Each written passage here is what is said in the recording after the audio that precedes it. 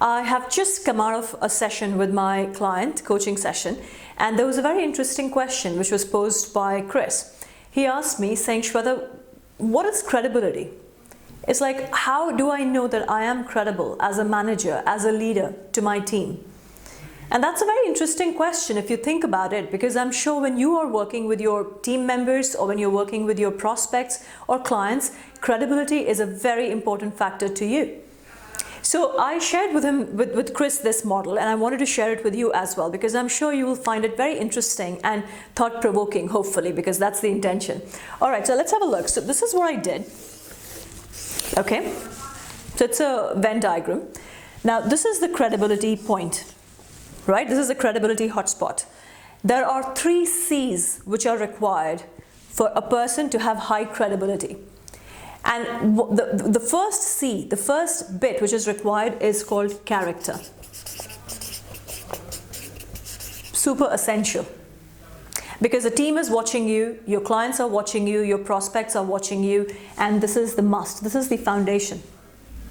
The next C element, which is really important, is competence.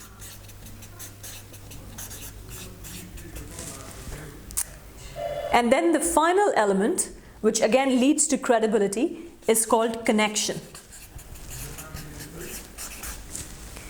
When one has high character, high competence, and a high connection, that's where high credibility happens. Now the question is, and this is what I want you to think through, the question is, what happens when a leader or a business owner has a high character but lacks here? And what happens when a person is very competent but the character is not very strong and the connection, the engagement, the level of relatedness with the people is concerned, it's not very high? And similarly, when someone is big on connection, a big people person, but not very competent, or the character is not the right level, then what are the implications of that?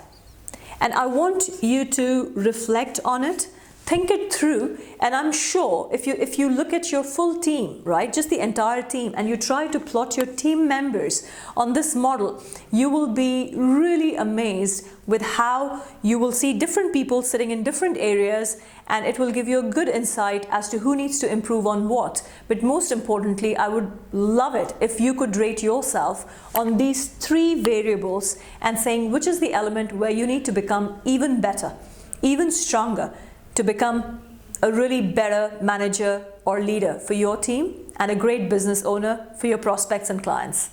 So speak to you soon.